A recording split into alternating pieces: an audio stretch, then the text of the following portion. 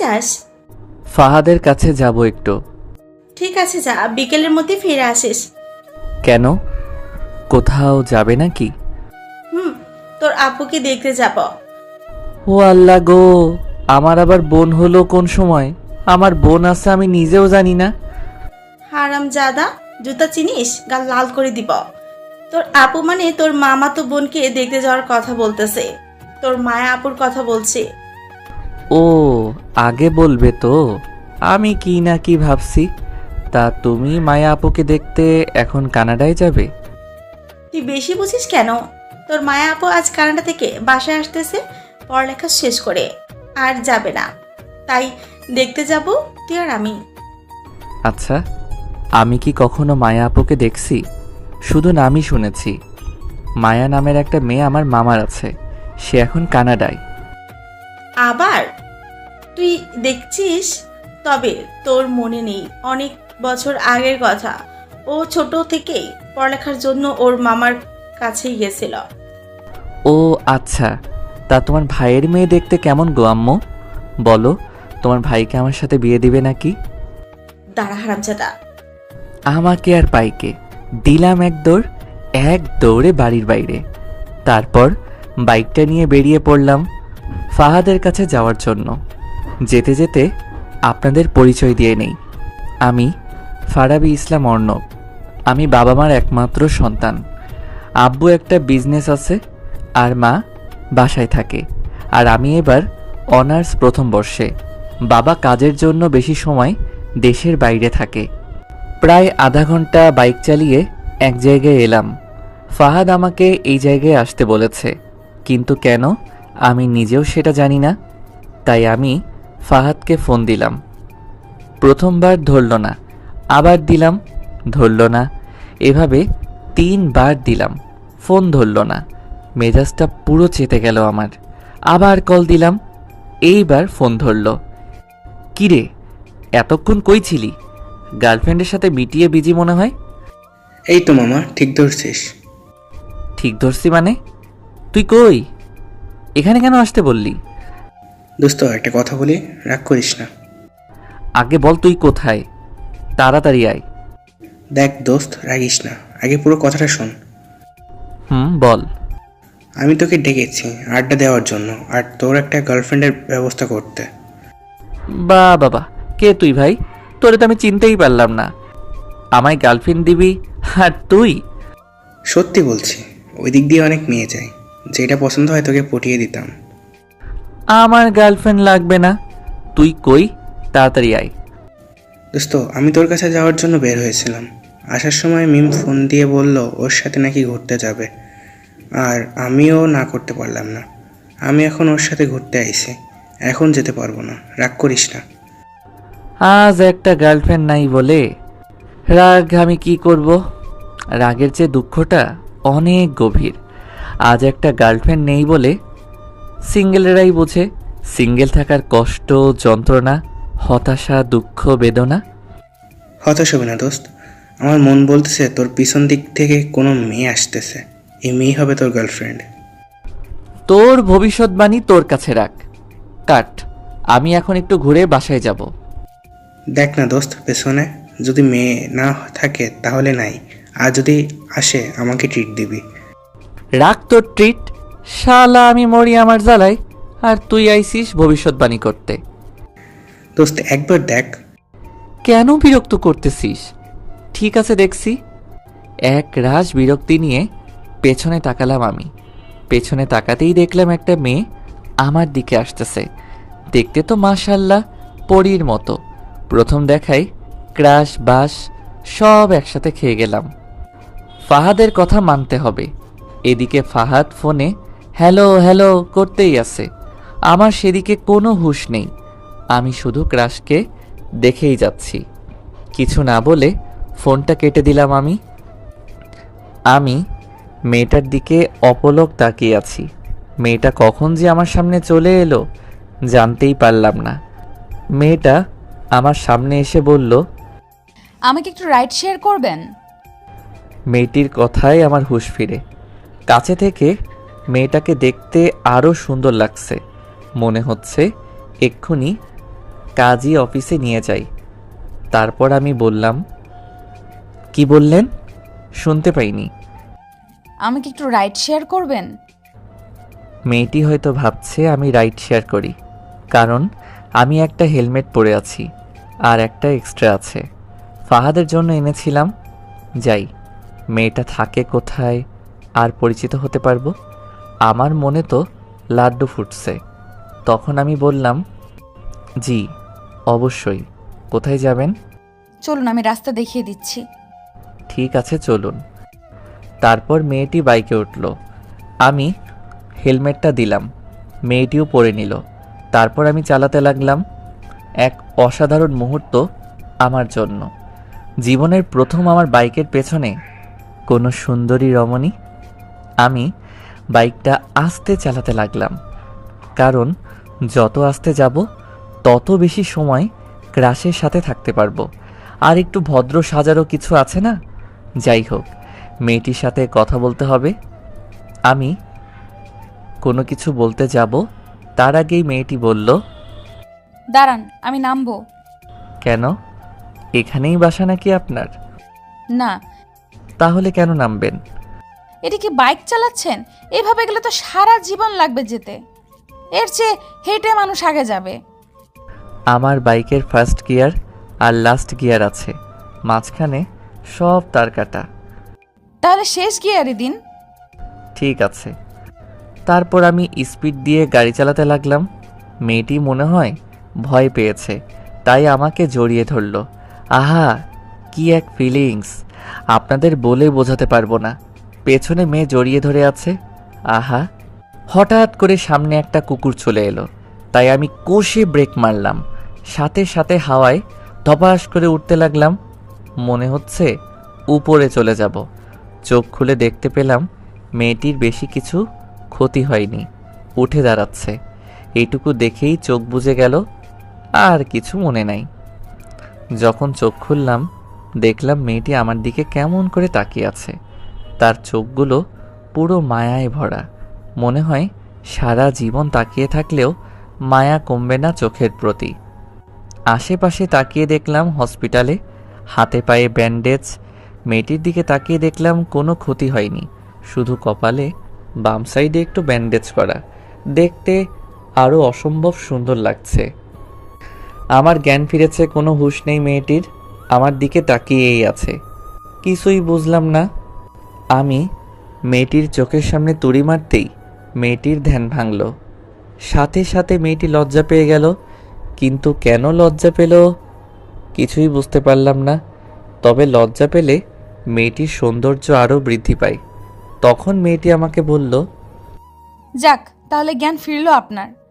ফিরেছে তো অনেক আগেই, আপনি খেয়াল করেন নাই? আচ্ছা, আপনার কিছু হয়নি তো? না, তেমন কিছু না, মাথায় একটু চোট পেয়েছি।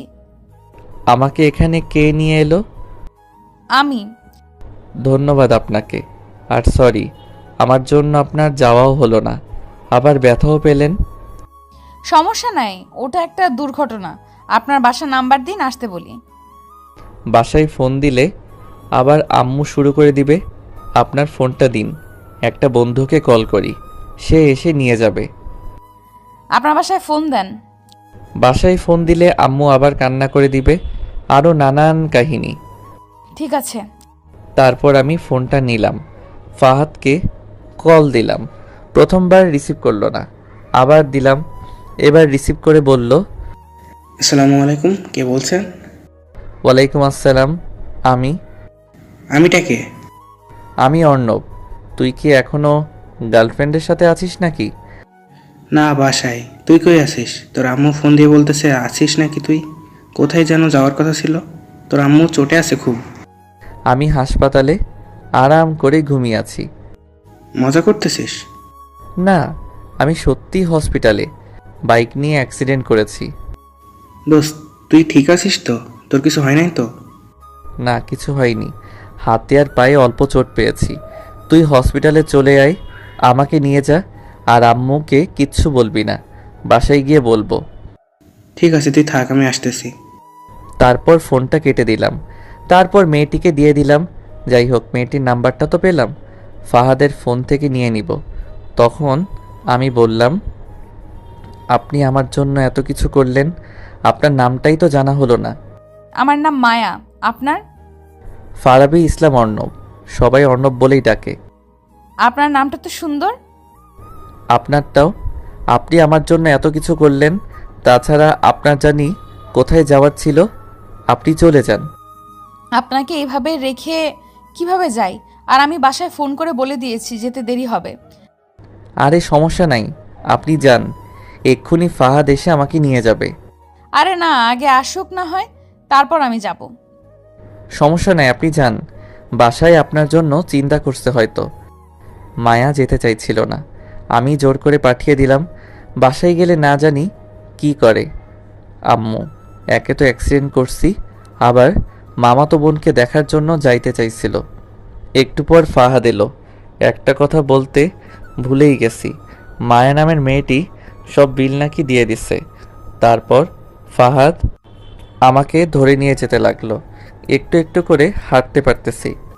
তারপর হসপিটালের বাইরে এসে একটা গাড়ি নিয়ে বাসার উদ্দেশ্যে রওনা হলাম ফাহাদ আর আমি। বাসায় এসে কলিং বেল চাপ দিতেই আম্মু দরজা খুলে দিল।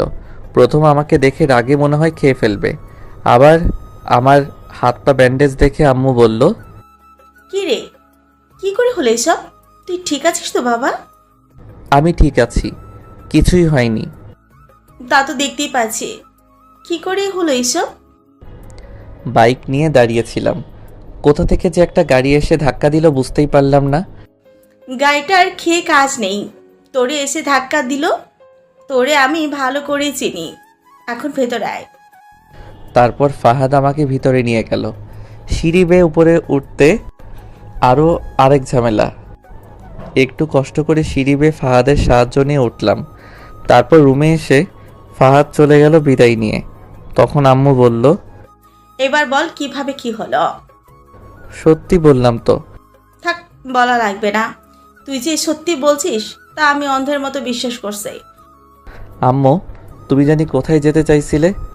তুই যদি আজকে অসুস্থ না হইতিস তাহলে তোকে আমি মেরে ঠ্যাং ভেঙে দিতাম। থাক, ভাঙা লাগবে না, তুমি এখন যাও, আমি ঘুমাবো, খুব ক্লান্ত লাগছে। ঠিক আছে, তুই বিশ্রাম নে। তারপর আম্মু চলে গেল, আমিও ক্লান্ত থাকায় ঘুমিয়ে পড়লাম। সন্ধ্যায় আম্মু ঘুম থেকে তুলে খাবার খাইয়ে দিয়ে চলে গেল। তারপর কিছুক্ষণ এফবিতে ঘোরাঘুরি করে আবার ঘুমিয়ে পড়লাম। পরের দিন সকালে ঘুম থেকে উঠে ফ্রেশ হয়ে একটু হাঁটাহাঁটি করলাম আস্তে আস্তে। খাবার টেবিলে আম্মু বলল, আজ নাকি বিকেলে আমার মামাতো বোন মায়া আসবে। তাতে আমার কি, আমার ক্রাশ মায়াকে খুঁজে বের করতে হবে। তারপর দুপুরে খাবার খেয়ে ঘুমিয়ে পড়লাম, কারণ আমার কোনো কাজ নাই। আম্মু বাইরেও যেতে দিল না আজকে। বিকেলে ঘুমিয়ে আছি, এমন সময় দেখলাম মায়া নামের মেয়েটি আমার মাথার পাশে বসে আছে। এই মেয়ে তো যেখানে যায় সেখানেই দেখতে পাই। স্বপ্ন ভেবে নিজে নিজে বললাম, মাই ক্রাশ মায়া, তোমায় অনেক অনেক ভালোবেসে ফেলেছি। যেখানেই যাই তোমাকেই দেখতে পাই, তোমার ওই চোখের চাহনিতে আবদ্ধ আমি। অনেক অনেক ভালোবাসি, ঘুমাতে গেলেও শান্তি নেই। যেখানেই যাই তোমাকেই দেখতে পাই, খুব ভালোবেসে ফেলেছি। কথাগুলো বলে দেখলাম স্বপ্নে আমার ক্রাশ চলে যাচ্ছে। স্বপ্নে ভেবেই দিলাম হাত ধরে টান, সাথে সাথে আমার বুকে এসে আছড়ে পড়ল। আহা, স্বপ্ন হলেও অনুভূতি অন্যরকম। আমার ক্রাশ জোর করছে, আমি ছাড়ছি না। এমন সময় গালে ঠাস ঠাস করে দুইটা পাপ্পি পড়ে গেল। স্বপ্ন হলেও এত জোরে লাগে নাকি? গাল পুরো লাল হয়ে গেছে। লাফ মেরে বিছানা থেকে উঠে পড়লাম। দেখলাম আমার ক্রাশ মায়া দাঁড়িয়ে আছে। এটা কি সত্যি? তাই চোখগুলো ভালো করে ডলে নিলাম। তাকিয়ে দেখি সামনে মায়া দাঁড়িয়ে আছে। আমার বিশ্বাস হচ্ছে না। একটা চিমনি কাটলাম হাতে, আমার ব্যথা পেলাম। তার মানে সামনে সত্যি সত্যি মায়া। তাকে দেখে আমি বললাম, আপনি এখানে কি করছেন আর কোথা থেকে এলেন? এমন সময় আম্মু রুমে এলো। এসে মায়াকে দেখিয়ে বলল, এটাই হচ্ছে তোর মামাতো বোন মায়া। এটা বলে আম্মু মায়া আপুকে নিয়ে চলে গেল। তার মানে এই মায়াই আমার সেই মামাতো বোন মায়া আপু, আমার থেকে সিনিয়র। এতক্ষণ আমার পাশে মায়া আপুই ছিল। আমি সত্যিই তাকে জড়িয়ে ধরেছিলাম। আরও অনেক কথা বলেছি। মায়া আপুকে জড়িয়ে ধরার কারণে আমাকে চড় মারল। আমার সব শেষ। আমি এখন মায়া আপুর সামনে যাব কিভাবে? তাকে জড়িয়ে ধরেছিল, স্বপ্ন ভেবে বাস্তবে। যাই হোক, হাতের শক্তি আছে বলতে হবে। গালটা এখনো ব্যথা করছে। মায়া আপু আমার মাথার পাশে বসে কি করছিল? আমার দিকে কেন গালে হাত দিয়ে তাকিয়েছিল? নানা প্রশ্ন আর অনুভূতি নিয়ে ওয়াশরুমে চলে গেলাম ফ্রেশ হতে। ফ্রেশ হয়ে বাইরে বের হয়ে দেখলাম মায়া আপু বিছানায় বসে পা দোলাচ্ছে। মায়া আপুর দিকে তাকাতেই লজ্জা লাগছে, তাই আমি বললাম, সরি আপু, ইচ্ছে করে কিছু করিনি, তখন স্বপ্ন ভেবে জড়িয়ে ধরেছিলাম। ঠিক আছে, আর যে কথাগুলো বলছিলি সেগুলো কি হলো বল? কথাগুলো কি সত্যি সত্যি আমাকে বলেছিলি? স্বপ্নে তোমাকে ভেবে ওই কথাগুলো বলেছিলাম। আমি তোর থেকে অনেক বড়, আর কোনো কথা নাই। একদিনে দেখেই ভালোবাসা হয়ে গেল? ভালোবাসা তো কোনো বয়স মানে না, আর ভালোবাসা কখনো বলে কই আসে না। সেটাও যে কোনো সময়, যেখানে সেখানে হয়ে যায়। আমিও তোমায় প্রথম দেখায় ভালোবেসে ফেলেছি। মায়া আপু কোনো কথা না বলে চলে গেল। আমি মায়া আপুকে ভালোবাসি। যে করেই হোক মায়া আপুর মুখ থেকে শুনতে হবে আমায় ভালোবাসে কিনা। ভালোবাসুক আর নাই বাসুক, তোমায় আমি ছাড়ছি না মাই ক্রাশ। রাত্রে ডিনার করে ঘুমিয়ে পড়লাম। মায়া আপু কয়েকদিন থাকবে আমাদের এখানে। যে করেই হোক এই কয়েকদিনে রাজি করাতে হবে। সকালে ঘুম থেকে উঠে একটু হাঁটাহাঁটি করলাম। অনেক দিন হলো সকালে ঘুম থেকে উঠি না। সকালের পরিবেশটাই মুগ্ধকর, তাই একটু ছাদে গেলাম। ছাদে গিয়ে দেখলাম ক্রাশ মানে মায়া আপু দাঁড়িয়ে আছে। আমি মায়া আপুকে গিয়ে বললাম, আপু এত সকাল সকাল কি করছো এখানে? আমি সকালেই ঘুম থেকে উঠি। ও আমার উত্তরটা কি দিবে না? কিসের উত্তর? আমি যে তোমাকে ভালোবাসি। দেখ অর্ণব, তুই আমার থেকে ছোট, এটা সম্ভব না। আমি তোকে ভালোবাসতে পারবো না। তুমি চাইলেই সম্ভব, আর কেন আমাকে ভালোবাসতে পারবে না? এই কথা আর আমার সামনে বলবি না। এই বলে মায়া আপু চলে যাচ্ছিল। আমি পেছন থেকে হাতটা টেনে ধরলাম। ঠাস ঠাস করে দুইটা পড়ে গেল আমার গালে, তারপর চলে গেল। এই মেয়ে এত মারে কেন কথায় কথায়? গালটা লাল করে দিল। তারপর আমি কিছুক্ষণ ছাদে সময় কাটিয়ে চলে এলাম। তারপর নাস্তা করে বাইরে এলাম বন্ধুদের সাথে আড্ডা দিতে। আড্ডা দিতে দিতে প্রায় বিকেল হয়ে গেল, তাই বাসার উদ্দেশ্যে রওনা হলাম। আসার সময় কয়েকটা গোলাপ ফুল আর আইসক্রিম নিলাম মায়া আপুর জন্য। বাসায় এসে মায়া আপুর রুমে গেলাম, দেখলাম নাই। তারপর ছাদে গেলাম, দেখলাম দোলনায় বসে আছে। আমি ফুলগুলো এগিয়ে দিয়ে বললাম, এই নাও প্রিয়, এগুলো তোমার জন্য। লাগবে না আমার। নাও না। জোর করে ধরিয়ে দিলাম। সাথে সাথে মায়া আপু সেগুলো ফেলে দিল। আমার মনটা একটু খারাপ হয়ে গেল। তারপর আমি বললাম, কি হলো, এত কষ্ট করে আনলাম, ফেলে দিলে কেন? দরকার নেই আমার। এমন কেন করো? একটু ভালোভাবে তো কথা বলতে পারো। ভালোবাসি আমি তোমাকে, কেন বোঝো না? বললাম না আমি তোকে ভালোবাসি না। এইসব বললে আমি কিন্তু বাসায় চলে যাব। তোমায় কোথাও যেতে দিচ্ছি না। এই মনের ঘরে তোমাকে বন্দি করে রেখে দিব। তুই কিন্তু বেশি বাড়াবাড়ি করছিস। থাপ্পড় দিয়ে গাল লাল করে দিব। বাড়াবাড়ির কিছুই করিনি, এখন করব। মানে কি করবি তুই? দাঁড়াও, দেখাচ্ছি। এই বলে আস্তে আস্তে মায়া আপুর দিকে এগোতে লাগলাম। আর মায়া আপু দোলনা থেকে উঠতে যাবে এমন সময় মাথার পেছনে পাশে চুল ধরে চার ঠোঁট এক করে দিলাম। মায়া আপু ছাড়ানোর চেষ্টা করছে, আর আমি ছাড়ছি না। কি এক অনুভূতি! এই প্রথম কোনো নারীকে কিস করলাম আমি। শরীরে এক অজানা শিহরণ বয়ে যাচ্ছে।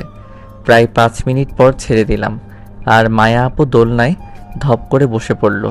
তারপর আমাকে চড় মারার জন্য হাত উঠালো। আমি হাত ধরে দিলাম এক টান, সাথে সাথে আমার বুকে এসে পড়ল। অনেক ছাড়ানোর চেষ্টা করছে, তাই আমি আবার চার ঠোঁট এক করে দিলাম। প্রায় 2 মিনিট পর ছেড়ে দিলাম। ছেড়ে দিয়ে বললাম, তোমায় আমি অনেক ভালোবাসি প্রিয়। তোমাকেও আমাকে ভালোবাসতে হবে। তোমায় আমি ছাড়ছি না। এই বলে আমি ছাদ থেকে নিচে চলে এলাম। রুমে এসে ফ্রেশ হয়ে ঘুমানোর চেষ্টা করলাম, কিন্তু ঘুম আসছে না। একটু আগের সিনটা সামনে আসছে। এসব ভাবতে ভাবতে কখন যে ঘুমিয়ে গেলাম মনে নাই। যখন ঘুম ভাঙে তখন প্রায় সন্ধ্যা হয়ে আসছে, তাই উঠে একটু ছাদে গেলাম। ছাদে গিয়ে দেখি আবার মায়া আপু দাঁড়িয়ে আছে। তখন আমি বললাম, কি করছো জানেমান? তুই কি সত্যি আমাকে ভালোবাসিস? জীবনের থেকেও বেশি। তাহলে আমাকে প্রপোজ কর। সত্যি? তুমিও আমাকে ভালোবাসো? এখন প্রপোজ কর। তোমাকে অনেক অনেক ভালোবাসি। I love you. এভাবে হবে না, ভালো করে ফুল দিয়ে কর। তারপর আমি নিচে এলাম। আমার মনে মনে তো লাড্ডু ফুটছে, মায়া আপু আমাকে ভালোবাসবে, তাও আবার এত তাড়াতাড়ি। আমি বাগানে এসে একটা ফুল নিয়ে চলে গেলাম। মায়া আপুর কাছে গিয়ে ফুলটা এগিয়ে দিয়ে হাঁটু গেড়ে বসে বললাম, জীবনে কাউকে ভালোবাসিনি, তুমি আমার প্রথম ভালোবাসা, তুমি আমার প্রথম অনুভূতি। অন্য প্রেমিকদের মতো আমি ঠিকঠাক মতো আমি প্রপোজ জানি না, তবে আমি তোমাকে চাই। আমার এলোমেলো জীবনে প্রথম প্রণয় তুমি মায়া, আমার জীবনের সুখ তারা তুমি মায়া, আমার জীবনের বাঁচা মরার জন্য পয়েন্ট তুমি মায়া। অবশেষে একটা কথাই বলতে চাই, ভালোবাসি, বড্ড ভালোবাসি তোমায়, অনেক অনেক ভালোবাসি। I love you. মায়া আপু ফুলটা নিল। আমি দাঁড়িয়ে তাকে শক্ত করে জড়িয়ে ধরলাম। মায়া আপু আমাকে জড়িয়ে ধরল। তারপর কিছু সময় ছাদে কাটিয়ে চলে এলাম আমি। রাত্রে ডিনারের সময় পায়ে সুরসুরি দিতে লাগলাম আমি মায়া আপুর। মায়া আপু আমার দিকে রাগী দৃষ্টিতে তাকিয়ে আছে, তবু আমি সুরসুরি দিতে লাগলাম। এবার দিল জোরে একটা পাড়া, সাথে সাথে চিৎকার করে উঠলাম। আমার চিৎকার দেখে আম্মু বলল, কি হলো, চিৎকার দিলি কেন? কিছু না, টেবিলের ভেতর দিয়ে মনে হয় বিড়াল গেল, পায়ে লাগলো তো তাই ভয় পেয়ে চিৎকার দিলাম। যত সব, বিড়াল দেখে কেউ এভাবে চিৎকার দেয়? আমি দেই? তোর প্যাচাল বাদ দিয়ে খা এখন। মায়া আপুর দিকে তাকিয়ে দেখি মুচকি মুচকি হাসছে, মনে হচ্ছে দেই একটা। তারপর খাওয়া দাওয়া করে রুমে চলে এলাম। রাত্রে মায়া আপুকে কল দিলাম। নাম্বারটা আম্মুর ফোন থেকে নিয়েছি। ফোন রিসিভ করে মায়া আপু বলল, হ্যালো, কে? তোমার হবু বর। কানের নিচে এমন দিব না, তোর পাগলামি বের হয়ে যাবে। রাখ। রাগ করো কেন? আমি অর্ণব। ও, তুমি আগে বলবে তো, বলো কি বলবে। একটু ছাদে এসো না। না, এখন এত রাতে আমি যেতে পারবো না।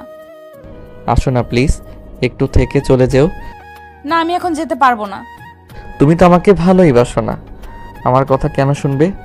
যাও, তোমাকে আসতে হবে না। আমার বাবুটা রাগ করে। ঠিক আছে, যাচ্ছি। তারপর মায়া আপু ফোনটা কেটে দিল। আমি কথা বলতে বলতে ছাদে চলে এসেছি। 2-3 মিনিট পর মায়া আপু এলো।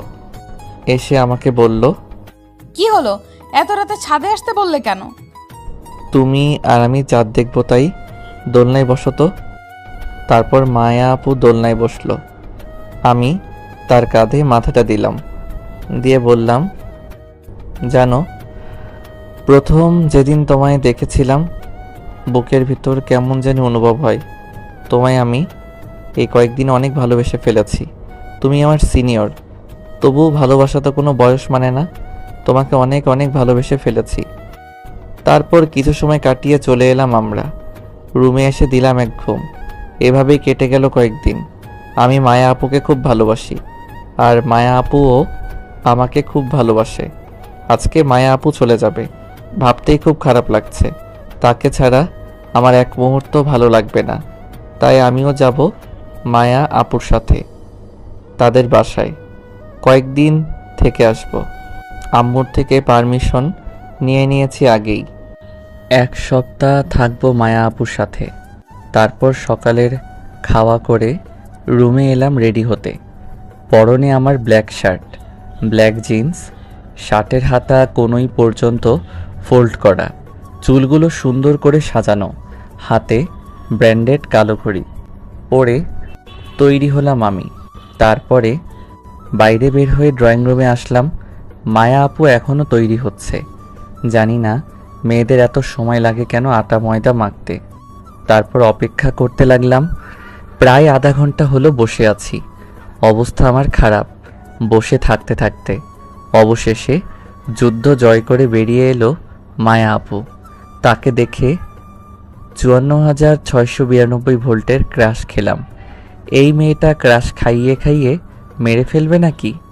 পরনে তার নীল শাড়ি, হাতে বিভিন্ন কালারের চুড়ি, চোখে কাজল, ঠোঁটে হালকা লিপস্টিক, সব মিলিয়ে একটা নীল পরি। দেখেই আবারও ঠাস করে ক্রাশ খেয়ে গেলাম। আমি মায়া আপুয়ের দিকে এক দৃষ্টিতে তাকিয়ে আছি। মায়া আপুয়ের দিকে তাকিয়ে আছি। এমন সময় কারো তুড়ির আওয়াজে ধ্যান ভাঙে আমার। সামনে তাকিয়ে দেখি মায়া আপু। যা বাবা, মায়া আপু কখন সামনে এলো বুঝতেই পেলাম না। তখন মায়া আপু বলল, কিরে এভাবে চেয়ে আছিস কেন? তোমাকে আজকে পরীর মতো লাগছে জান পাখি। আর হবু বরকে কেউ তুই বলে? মায়া আপু কিছু বলল না, কি যেন ভেবে আমার দিকে তাকিয়ে আম্মুর কাছে বিদায় নিতে চলে গেল। তারপর আম্মুর থেকে বিদায় নিয়ে দুইজনে বাড়ির বাইরে আসলাম। তারপর মায়া আপু বলল, কিরে কিভাবে যাবি? কেন বাইকে? সেদিনের মতো আবার ফেলাই দিবি না তো? সেদিন তো ওটা অ্যাক্সিডেন্ট মাত্র। আমি কি বাইক চালাতে জানি না নাকি যে তোমায় ফেলাই দিব? ঠিক আছে চল। তারপর মায়া আপু বাইকে বসলো, আমি বাইক চালাতে লাগলাম। আজ এক অন্য অনুভূতি। সেদিন ছিল অপরিচিতা, আর আজ সম্পর্কটা এক অন্যরকম রূপ। আহা, এক অন্যরকম অনুভূতি। প্রায় আধা ঘন্টা চালানোর পর একটা শপিং মলের সামনে এলাম। সেখানে এসে বাইক থামিয়ে দিলাম। তা দেখে মায়া আপু বলল, কিরে এখানে থামলি কেন? একটা জিনিস নেওয়ার আছে, তোমার যদি কিছু প্রয়োজন হয় নিতে পারো। আমার কিছু নেওয়ার নেই। তোর কি নেওয়ার আছে তাড়াতাড়ি নিয়ে আয়। ঠিক আছে, তুমি 5 মিনিট থাকো, আমি আসছি। তারপর আমি শপিং মলে প্রবেশ করলাম। মায়া আপুকে আনিনি, কারণ তার জন্যই একটা ব্রেসলাইট নিব। কারণ 1 সপ্তাহ থাকার পরে আমাকে চলে আসতে হবে। এটা আমার স্মৃতি থেকে যাবে তার কাছে।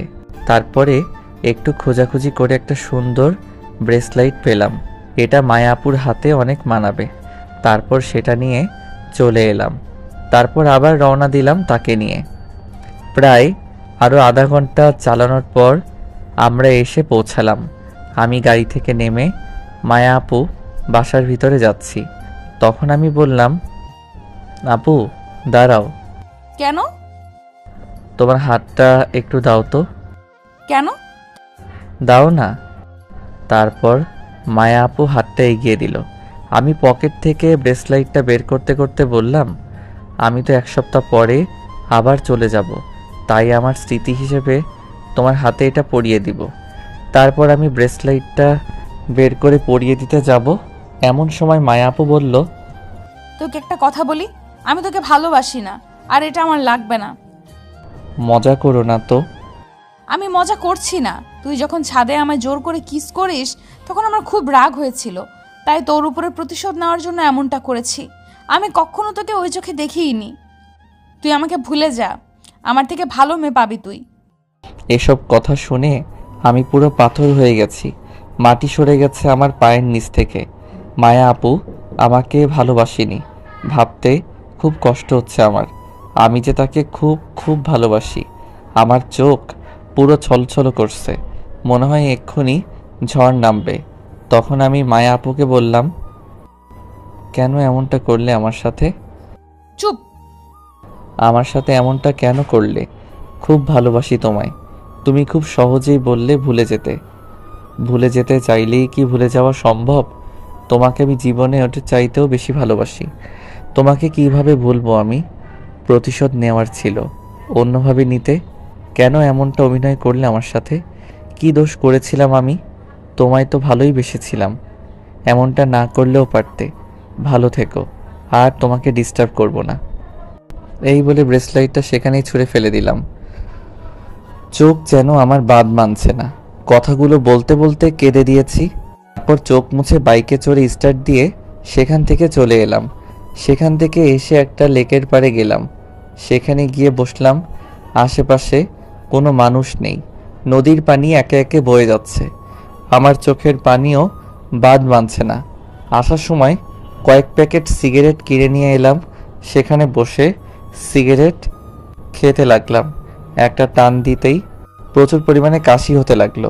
চোখ জ্বলতে লাগলো, লাল হয়ে গেল।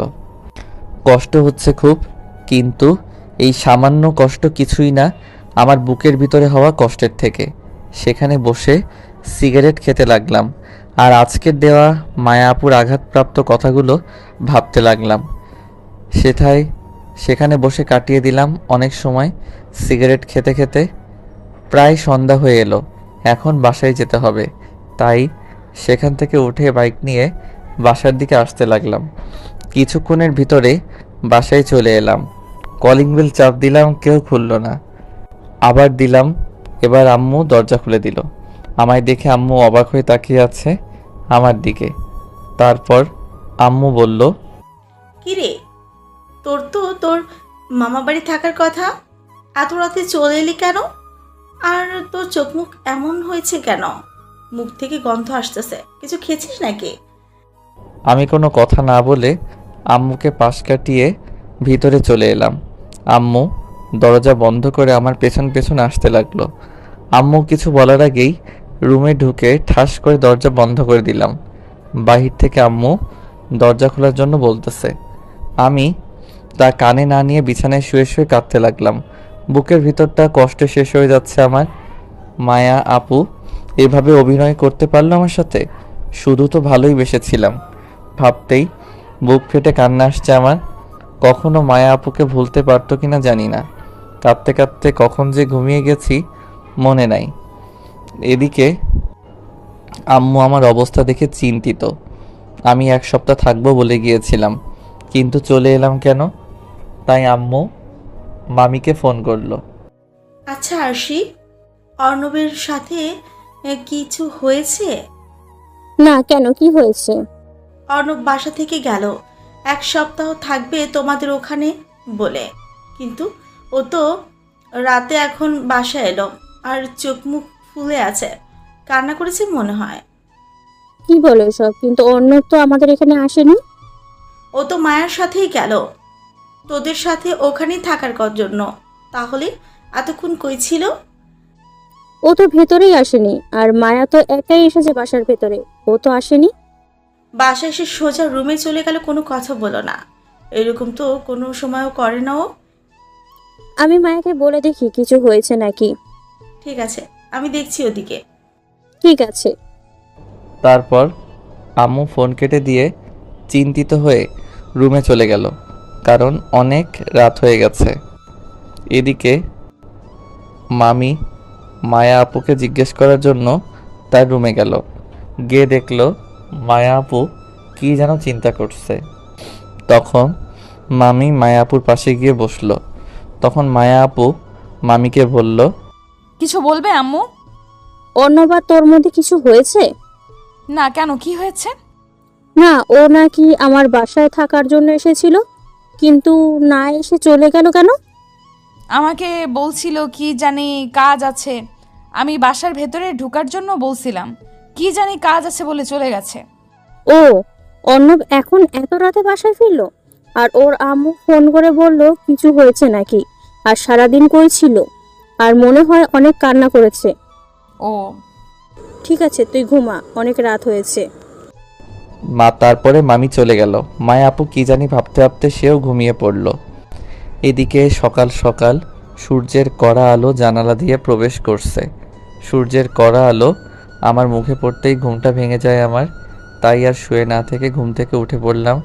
তারপর ফ্রেশ হয়ে নিচে এলাম। দেখলাম আম্মু সোফায় বসে কি জানি চিন্তা করছে। তখন আমি আম্মুর পাশে গিয়ে বসলাম আর বললাম, কি ভাবছো আম্মু?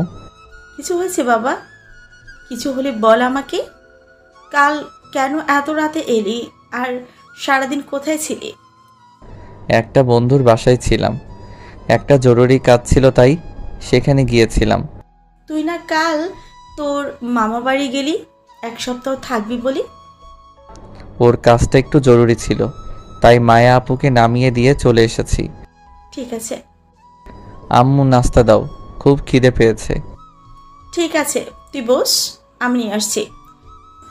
তারপর আম্মু রান্নাঘরে চলে গেল আর অর্ণব খাওয়ার টেবিলে বসলো। নাস্তা করতে করতে আম্মু বলল, তোকে একটা কথা বলা হয়নি। কি? তোর আব্বু আজ সন্ধ্যার ফ্লাইটে আসবে, তোকে নিয়ে আসতে যেতে বলেছে।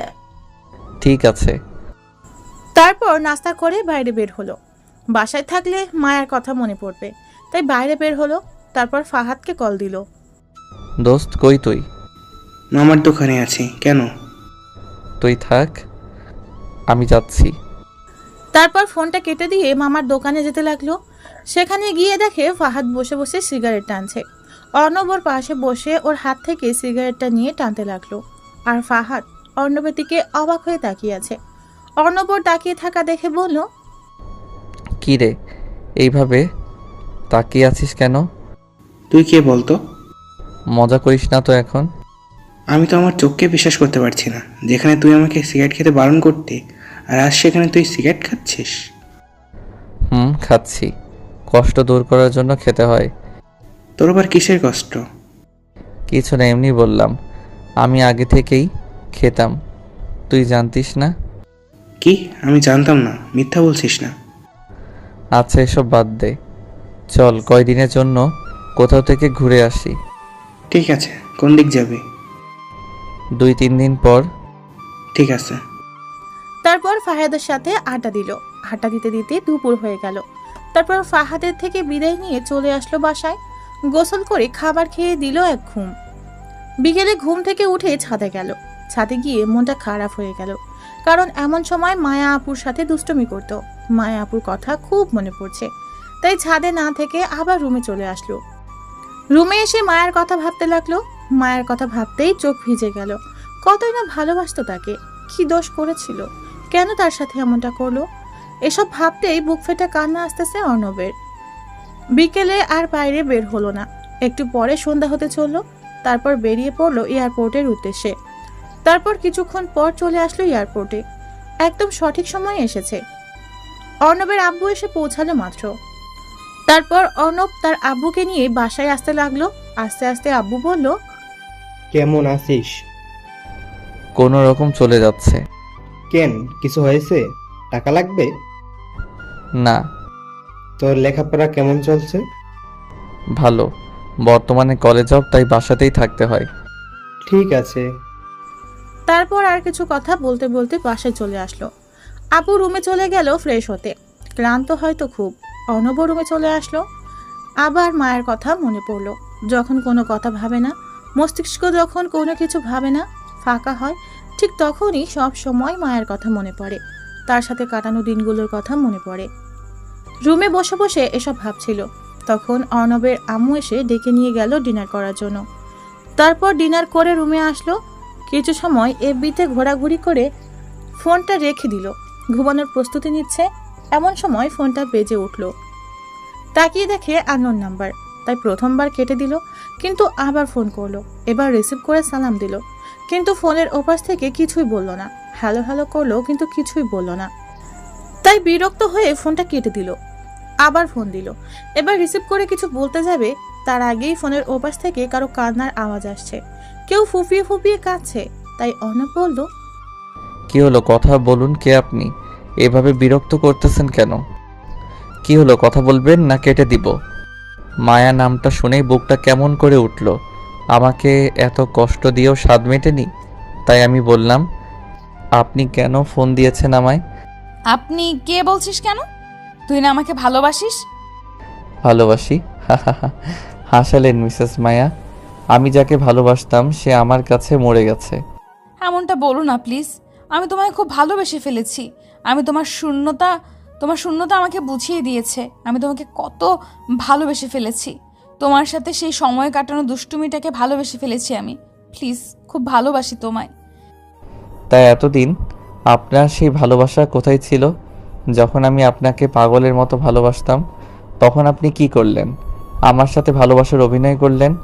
বাহ বাহ, বলতেই হবে আপনি একজন বড় মাপের অভিনেতা। প্লিজ এভাবে বলো না, বিশ্বাস করো খুব ভালোবাসি তোমায়। ভালোবাসার কথা আপনার মুখে মানায় না। এত কষ্ট দিয়েও কি মন ভরেনি? আরও কষ্ট দেওয়ার জন্য এসেছেন এখনও? আপনি চাইছেন আমি কষ্ট পাই? সত্যি আমি অনেক কষ্ট পেয়েছি। বুকটা ভিতরে ছারখার হয়ে গেছে আমার। আর কি চান আপনি? এটা সত্যি যে আমি তোমার সাথে অভিনয় করেছি, কিন্তু বিশ্বাস করো অভিনয় করতে করতে কখন যে তোমায় ভালোবেসে ফেলেছি আমিও জানি না। প্লিজ এই বিষয়ে কোনো কথা বলতে চাই না আমি। ভালো থাকবেন। এই বলেই অর্ণব ফোনটা কেটে দিল। আবার কল দিল। এবার ফোনটা কেটে সিমটা বের করে রেখে দিল। অন্য একটা সিম ফোনে সেট করলো। তারপর ফোনটা রেখে বিছানায় ধপাস করে শুয়ে পড়লো। একটা দীর্ঘশ্বাস ছাড়লো আর ফোনে বলা মায়ের কথাগুলো ভাবতে লাগলো। ভালোবাসে, ভালোই যদি বাসতো তাহলে কেন সেদিন এমন করলো? নাকি শাস্তিটা কম হয়ে গেছে বলে আবার এমন করছে? কেন এমনটা করলো? এখন যখন ভুলে যেতে চাইছে তখন কেন ফিরে আসতে চাইছে? ফিরে আসতে কি সত্যিই চাইছে, নাকি আবার অভিনয়? না, কখনো ভালোবাসতে পারে না, হয়তো অভিনয়। এসব ভাবতে ভাবতে চোখ বেয়ে পানি চলে আসলো অর্ণবের। না, এইসব আর ভাবতে পারছে না। মাথা পুরো হ্যাং হয়ে যাচ্ছে। না, এসব আর নিতে পারছে না। তাই এসব ঝেড়ে ফেলে ঘুমাতে চেষ্টা করলো। না, কিছুতেই ঘুম আসতেছে না। বারবার মায়ের বলা ফোনের কথাগুলো কানে ভাসছে। এসব ভাবতে ভাবতে কখন যে ঘুমিয়ে গেছে মনে নাই। সকালে ঘুম থেকে উঠলো, একটু হাঁটাহাঁটি করলো। অনেকদিন হলো সকালে ওঠা হয় না। মনটা ফ্রেশ হয়ে গেল। কিছুক্ষণ হাঁটাহাঁটি করে বাসায় চলে আসলো। বাসায় এসে নাস্তা করে বেরিয়ে পড়লো, কারণ বাসায় অবসর সময় থাকলে মায়ের কথা মনে পড়বে। তাই বাসা থেকে বাইরে আসলো। তারপর ফাহাদকে ডেকে নিল ফোন করে। তারপর ফাহাদ আসলো, ওর সাথে আটা দিতে লাগলো। আটা দিতে দিতে ফাহাদ বলল, আচ্ছা দোস্ত, একটা কথা বল। কি? সেদিন যখন তোকে পেছনে তাকাতে বললাম তুই তাকাইলি, তারপর তোকে ফোনে কতবার হ্যালো হ্যালো করলাম, কিছু না বলে কেটে দিলি কেন? কোনো গার্লফ্রেন্ড পেয়েছিস নাকি সত্যি সত্যি? চুপ। কি হলো বল, নাকি ট্রিট দেওয়ার ভয়ে লুকিয়ে যাচ্ছিস? শুনবি? বল। তারপর অর্ণব ফাহাদকে সব বলল একে একে। সেদিন মায়াকে দেখা থেকে শুরু করে আজ সন্ধ্যায় ফোনের কথা থেকে শুরু করে মাঝখানে যা কিছু ঘটেছে সব কিছু বলে একটা জোরে নিঃশ্বাস নিল। আর কিছু বলল না। আর কিছু বলে হয়তো চোখ ধেয়ে আসতো, তাই আর কিছু বলল না। সব কিছু বলে মন খারাপ করে ফাহাদের পাশে বসে রইল। তখন ফাহাদ বলল, মন খারাপ করিস না, সব ঠিক হয়ে যাবে। খুব ভালোবাসতাম রে। আচ্ছা, কাল রাতে তো ফোন করে বলেছে যে তোকে ভালোবাসে, আর ও কান্না করছে। মনে হয় এবার তোকে সত্যি সত্যি ভালোবাসে। মনে হয় শাস্তি কম হয়ে গেছে, তাই আবার এসব অভিনয় করতেছে। আমার তো মনে হয় না। তোর কথা শুনে বুঝতে পারছি এবার তোকে সত্যি সত্যিই ভালোবাসে। ছাড় এসব। ভালোবাসার হলে অভিনয় করতো না। আর যাই হোক, আমায় ভালোবাসতে পারে না। ফাহাদের সাথে কথা বলছিল এমন সময় ফোনটা বেজে উঠল। তাকিয়ে দেখে আম্মু। ফোনটা রিসিভ করে বলল, আম্মু বলো। তুই কোথায়? বাসায় আয়। কেন, কিছু হয়েছে নাকি? না, কিছু হয়নি, তুই বাসায়। ঠিক আছে, যাচ্ছি। তারপর ফাহাদের থেকে বিদায় নিয়ে বাসায় আসতে লাগলো। বাসায় এসে কলিং বেল চাপ দিতেই দরজা খুলে গেল। মনে হয় ওর জন্যই অপেক্ষা করতেছিল। দরজার দিকে তাকিয়ে যা দেখলো তা কোনো দিনও আশা করেনি অর্ণব। দরজার দিকে তাকিয়ে দেখে মায়া। মায়া কোনো কিছু বলবে তার আগেই কিছু বলার সুযোগ না দিয়ে অর্ণব পাশ কাটিয়ে ভিতরে চলে গেল। অর্ণব দেখলো মায়া ড্রয়িং রুমে তার আম্মুর সাথে বসে আছে। তাই আম্মুকে বলল, আম্মু কেন আসতে বললে আমায়? মায়া আসছে, তাই তোকে ডাকলাম। ওর বোরিং লাগবে, তাই তোর সাথে সময় কাটাতেই তোকে ডাকলাম। অর্ণব কিছু না বলে রুমে চলে গেল। পেছনে পেছনে মায়া রুমে গেল। তাকে দেখে রাগ অভিমান সব হচ্ছে অর্ণবের, কিন্তু কিছু করতে পারছে না। তাই বিরক্ত হয়ে বলল, কিছু কি বলবেন আপু? কি বললি? কানে কি শুনতে পান না নাকি? বললাম আপনার কিছু বলার থাকলে বলেন আপু, না হলে আমি এখন ঘুমাবো। কি বললি? আমি তোর আপু হই? আপু হয়তো কি, আপনি আমার মামাতো আদরের সিনিয়র বোন। তো আপু হয়তো কি বলবো? এভাবে কথা বলছিস কেন? তো কিভাবে কথা বলবো? ভালোবেসেও তো কথা বলতে পারিস। আমি এর চেয়ে বেশি ভালো করে কথা বলতে পারি না।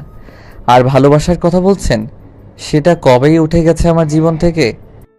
আমি আবার ঠিক করে দিব আমার ভালোবাসা দিয়ে। আপনার ভালোবাসা? হাসালেন তো মিসেস মায়া, আপনি তো অভিনয় সেরা। সত্যি অসাধারণ আপনার অভিনয়। আপনাকে তো পুরস্কার দেওয়া উচিত। এইভাবে বলো না, আমার খুব কষ্ট হয়। আপনার তো কষ্ট হওয়ার কথা না, আপনার তো আনন্দ হওয়ার কথা। হাজার হোক, প্রতিশোধ নিতে পেরেছেন, তা আবার কি মনে করে আসলেন? প্রতিশোধ কি কম হয়ে গেছে নাকি? প্লিজ এইভাবে বলো না, বিশ্বাস করো আমি তোমাকে অনেক ভালোবাসি। তুমি এমনভাবে বলো না, খুব কষ্ট হয় আমার। তা এতদিন এই আপনার ভালোবাসা কোথায় ছিল?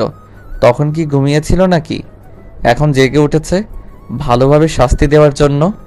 বিশ্বাস করো, তোমার সেই দুষ্টুমি আর ভালোবাসার অভিনয় করতে করতে ভালোবেসে ফেলেছি, আমি নিজেও জানি না, খুব ভালোবেসে ফেলেছি। আর একটা সুযোগ দাও আমাকে। আমি আর দ্বিতীয়বার কোনো বেঈমানকে সুযোগ দিতে পারবো না। আপনার প্রতি যতটা ভালোবেসেছিলাম আমি, আজ ঠিক ততটাই ঘৃণা করি আমি আপনাকে। সব ঘৃণা দূর করে দিব আমার ভালোবাসা দিয়ে। খুব ভালোবাসি তোমায়।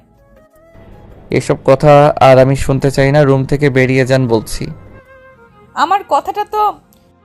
বেরিয়ে যান বলছি, কখনো আমার রুমে যেন না দেখি। মায়া কিছু না বলে রুম থেকে চলে গেল। কি বলবে, হয়তো বা আর কিছুই বলার ছিল না।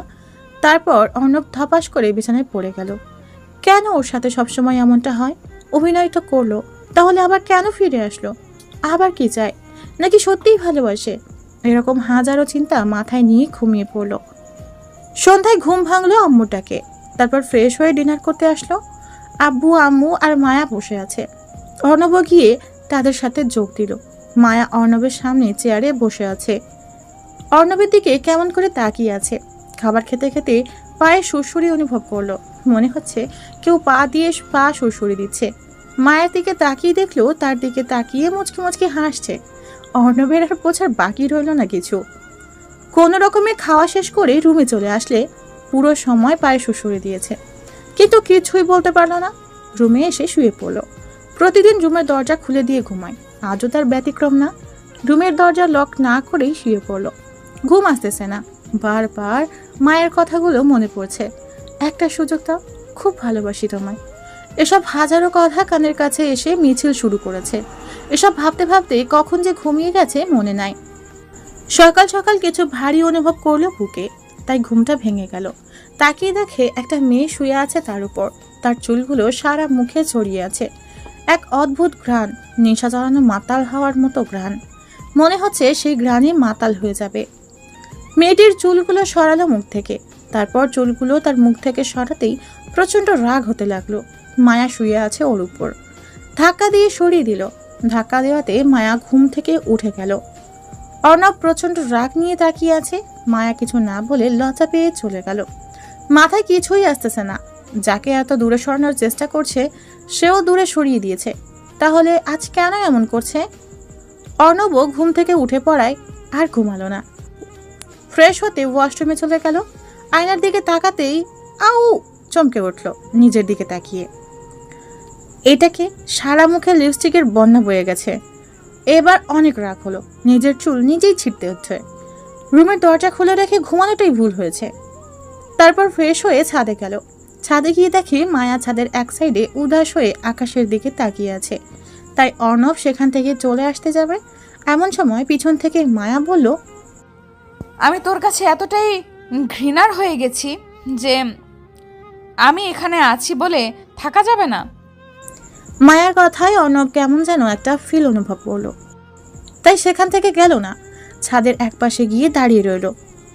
এমন সময় পিছন থেকে মায়া জড়িয়ে ধরলো। অর্ণব এক ছটকায় সরিয়ে দিল। কোনো কথা না বলে সেখান থেকে চলে আসতে যাবে, এমন সময় মায়া পিছন থেকে অর্ণবের হাত টেনে ধরে বলল, প্লিজ অর্ণব, আমাকে বোঝার চেষ্টা করো। সত্যিই আমি তোকে অনেক ভালোবাসি। যখন আমি এখান থেকে গেলাম একটা দিন আমি শান্তিতে ঘুমোতে পারিনি। সব সময় সবখানে শুধু তোর কথাই মনে পড়ে। তোর সাথে থাকতে থাকতে তোর দুষ্টুমিগুলোকে খুব মিস করি। অনেক অনেক ভালোবাসি তোমায়। আপনার বলা শেষ হলে বলেন, আমি যাই। সত্যি তোকে অনেক অনেক ভালোবাসি। তোকে ছাড়া আমার এই জীবন অসম্পূর্ণ রয়ে যাবে। তোকে ছাড়া আমি থাকতে পারবো না, মরে যাব। তো যান না মরে, আমি বাধা করেছি নাকি? এই কথা বলতে পারলি? ঠিক আছে, আর কোনো দিন তোর সামনে আমায় দেখবি না। চলে যাব অনেক দূরে, বাঁচবো না আমি তোকে ছাড়া। এই বলে মায়া কাঁদতে কাঁদতে দৌড়ে নিচে চলে গেল। অর্ণব ছাদেই দাঁড়িয়ে ভাবতে লাগলো, আর একটা সুযোগ তো দেওয়াই যায়। যদি সত্যি সত্যিই কিছু করে ফেলে তাহলে নিজেকে ক্ষমা করতে পারবে না, না আর দূরে সরিয়ে রাখবে না, নিজে করে নেবে। এই ভেবে নিচে নামতে যাবে, এমন সময় নিচ থেকে আম্মু চিৎকার করে উঠল। এটা শুনে অর্ণব এক দৌড়ে নিচে চলে আসলো। নিচে এসে স্তব্ধ হয়ে গেল। অর্ণবের মুখ থেকে কোনো কথা বের হচ্ছে না, চোখ থেকে কয়েক ফোঁটা পানি গড়িয়ে পড়লো। কারণ মায়া ডাইনিং টেবিলের সামনে পড়ে আছে, হাত দিয়ে ফ্যানকে দিয়ে রক্ত পড়ছে, আর অর্ণবের আম্মু তার পাশে দাঁড়িয়ে কাঁদছে। অর্ণব কোনো কথা না বলে তাড়াতাড়ি কোলে তুলে নিল। একটা গাড়ি নিয়ে সোজা হাসপাতালে চলে আসলো। তারপর ডাক্তার মায়াকে নিয়ে ভিতরে গেল।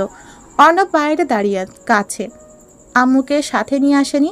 একটু পর আম্মু এসেই ঠাস ঠাস করে দুইটা চড় মেরে দিল অর্ণবের গালে। অর্ণব কি দোষ করলো আর কেনই বা মারলো কিছুই বুঝতে পারলো না। অর্ণব তার আম্মুর দিকে অবাক হয়ে তাকিয়ে আছে। তখন আম্মু অর্ণবকে বলল, মেয়েটা তোকে কত ভালোবাসতো, মানি সে একটা ভুল করেছে। মানুষ মাত্রই তো ভুল। জানিস মেয়েটা আমার কাছে সেদিন এসে কত কান্না করেছে, তোকে কতটা ভালোবাসে মেয়েটা, তুই জানিস? আমি তখন তাকে বললাম আগে ওর অভিমান ভাঙা, বাকিটা আমরা দেখছি। জানিস সেদিন মেয়েটা আমার কাছে কত কান্নাকাটি করেছে। আজ তোর জন্য মেয়েটার এই অবস্থা। ওর যদি কিছু হয়ে যায় কোনো দিন ক্ষমা করব তোকে আমি? বলেই আম্মু কেঁদে দিল। অর্ণব আম্মুকে জড়িয়ে ধরে কেঁদে দিল। কেঁদে কেঁদে বলল, কিছু হবে না দেখিস, দোয়া কর যেন কিছু না হয়। অর্ণবের মাথায় হাত বুলিয়ে দিয়ে কথাটা বলল আম্মু। তারপর কিছুক্ষণ পর ডাক্তার বের হয়ে আসলো। ডাক্তারকে বের হতে দেখে সাথে সাথে অর্ণব ডাক্তারের কাছে গিয়ে বলল, ডাক্তার সাহেব, মায়ার কিছু হয়নি তো? ও ঠিক হয়ে যাবে তো? আমার রক্ত এ পজিটিভ ডাক্তার, যত খুশি রক্ত নিন প্লিজ, মায়া আপুকে সুস্থ করে দিন। তারপর ডাক্তারের সাথে ভিতরে গেল। রক্ত দিয়ে বাইরে বের হলো। কিছুক্ষণ পর বাইরে বের হয়ে দেখে মামা মামি আর আব্বুও এসেছে। অর্ণব মাথা নিচু করে তাদের সামনে দাঁড়িয়ে রইল। মায়ার আব্বু আম্মু কান্না করছে আর অর্ণবের আম্মু তাকে সান্ত্বনা দিচ্ছে। কান্না করবে নাই বা কেন, একমাত্র আদরের মেয়ে মায়া। কিছুক্ষণ পর ডক্টর বেরিয়ে আসলো। অর্ণব সাথে সাথে ডক্টরের কাছে দৌড়ে গিয়ে বলল, মায়া আপু ঠিক আছে তো ডাক্তার সাহেব? ঠিক হয়ে যাবে তো?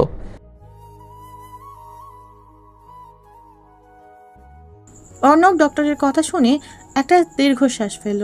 প্রাণ ফিরে এলো এতক্ষণে। তারপর কিছুক্ষণ পর মায়াকে বেডে শিফট করা হলো। সবাই গেল দেখতে, অর্ণব গেল না। কিছুক্ষণ পর সবাই বেরিয়ে আসলো। তারপর অর্ণব ভিতরে গেল।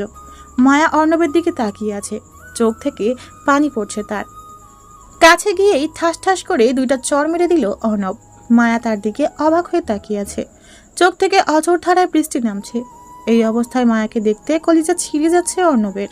সাথে সাথে অর্ণব মায়াকে বুকে জড়িয়ে নিল। মায়া অর্ণবের বুকেই কাঁদতে কাঁদতে বলল, মারতেই তো পারিস, আর তো কিছু পারিস না, আর তো কিছু বুঝিস না। মারবো না? তুমি কি বাচ্চা নাকি? আমি রাগের মাথায় ওসব বলেছি, তাই বলে তুমি, তোমার যদি কিছু হয়ে যেত কি নিয়ে বাঁচতাম আমি? তুই তো এটাই চেয়েছিলি, তাই এমন করেছি।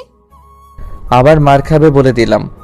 আমি তো এসব এমনি এমনি অভিমান করে বলেছিলাম, তাই বলে তুমি এসব করবে? তখন অনেক কষ্ট হয়েছিল আমার, তাই এমন করেছি। তোমার কষ্টটাই দেখলে, আমারটা দেখলে না। সেই সময় কত কষ্ট হয়েছিল আমার। আজ যদি তোমার কিছু হয়ে যেত তাহলে কি নিয়ে বাঁচতাম আমি? অনেক অনেক বেশি ভালোবাসি তোমায়। ভালোবাসতে হবে না তোকে, যা। এই বলে মায়া অভিমান করে অর্ণবকে দূরে সরিয়ে দিল। অর্ণবও মায়ের দিকে মুখ নিয়ে যেতে যেতে বলল, আমি তো আমার ভালোবাসা আদায় করে নিব। মানে? আর তুই এই দিকে মুখ নিয়ে? আর কিছু বলতে দিল না, চার ঠোঁট এক করে দিল। প্রথমে মায়া ছাড়ানোর চেষ্টা করলেও ছাড়ালো না, রেসপন্স দিতে লাগলো। পাক্কা 5 মিনিট পর ছেড়ে দিল। তখন মায়া লজ্জা পেয়ে অর্ণবের বুকে মুখ লুকালো। হাসপাতালে কিছুক্ষণ থাকার পর মায়াকে বাসায় নিয়ে আসলো। খুব ক্লান্ত থাকায় মায়া বাসায় এসে ঘুমিয়ে পড়ল। প্রায় সন্ধ্যার সময় ঘুম ভাঙলো। ফ্রেশ হয়ে নিচে এসে দেখে মামা মামি আর আব্বু আম্মু খাবার টেবিলে বসে কি যেন কথা বলতেছে। মায়াকে দেখছে না। নিচে নামার পর আম্মু বলল মায়াকে ডেকে নিয়ে আসতে, তাই আবার উপরে গেল মায়ার রুমের সামনে। রুমের সামনে এসে দেখে মায়া চুল আঁচড়াচ্ছে ড্রেসিং টেবিলের সামনে। পিছন থেকে গিয়ে জড়িয়ে ধরল। এভাবে হুট করে জড়িয়ে ধরাতে চমকে গেলেও পরক্ষণেই অর্ণবকে দেখে একটা শ্বাস ফেলল। তখন মায়া বলল, করছিস কি? ছাড় বলছি, কেউ এসে যাবে। আসুক, তাতে কি? আমি তো আমার হবু বউকে ধরেছি, আর তো অন্য কাউকে ধরিনি। অন্য কাউকে ধরার ইচ্ছে আছে নাকি? অন্য কাউকে কেন ধরবো? তোমার মতো কিউট পরীর মতো একটা হবু বউ থাকতে। থাক, আর পাম দিতে হবে না, চল নিচে চল। আগে একটা ইয়ে দাও, তারপর। কি? কেন তুমি বুঝো না? ইয়ে দাও তো একটা। আমি এখন দিতে পারবো না। না দিলে নিচে যাব না। না গেলে নাই, আমার কি? তুই থাক, আমি গেলাম। এই বলে সত্যি সত্যি মায়া চলে গেল। কি মেয়ে রে বাবা, সত্যি চলে গেল। অর্ণব আর উপরে না থেকে নিচে নামলো। তারপর সবাই একসাথে ডিনার করতে লাগলো। ডিনার করতে করতে আপু বলল, অর্ণব, আমরা চাচ্ছি তোর আর মায়ার বিয়েটা দিতে, তুই কি বলিস? এখন না, একটু পরে। পড়ালেখাটা আগে শেষ করি। এমন সময় দেখলো মায়া অর্ণবের দিকে রাগী দৃষ্টিতে তাকিয়ে আছে। মনে হচ্ছে লবণ মরিচ ছাড়াই খেয়ে ফেলবে। চোখ দিয়ে ইশারা দিয়ে হ্যাঁ বলতে বলছে। তখন আব্বু বলল, লেখাপড়ার সাথে বিয়ের কি সম্পর্ক? আমরা চাই তোদের বিয়েটা কালকে দিয়ে দিতে, পরে না হয় বড় করে অনুষ্ঠান করব। ঠিক আছে, তোমরা যা ভালো মনে করো। তারপর সবাই মিলে ডিনার করে রুমে চলে আসলো। অর্ণব জানে মায়া আসবে এখন রুমে, তাই দরজার পাশে দাঁড়িয়ে রইল। একটু পর কে যেন দরজা ঠেলে ভিতরে আসতেছে। রুমের ভিতরে আসতেই ঠাস করে দরজা বন্ধ করে দিল অর্ণব। হঠাৎ দরজা বন্ধ হওয়ায় মায়া চিৎকার করে উঠল। সাথে সাথে মুখ চেপে ধরে বলল, চুপ চুপ। আমি জানিস কত ভয় পেয়ে গেছিলাম। এত ভয় পেতে হবে না। তা এত রাতে আমার রুমে কি মনে করে? পানি খেতে এসেছিলাম, তো রুমের সামনে দিয়ে যেতেই ভাবলাম ঘুমিয়েছিস কিনা, তাই। থাক, আর মিথ্যা বলতে হবে না। তুমি আমার জন্যই আসছিলা। এসেছিলাম তো কি হয়েছে? আমি কি অন্য কারো রুমে গিয়েছিলাম নাকি? তোর রুমেই তো এসেছিলাম। তা কি জন্য এসেছিলে জানতে পারি? এমনি, তুই থাক, আমি গেলাম। এভাবে চলে যেতে দিলে না যাবে।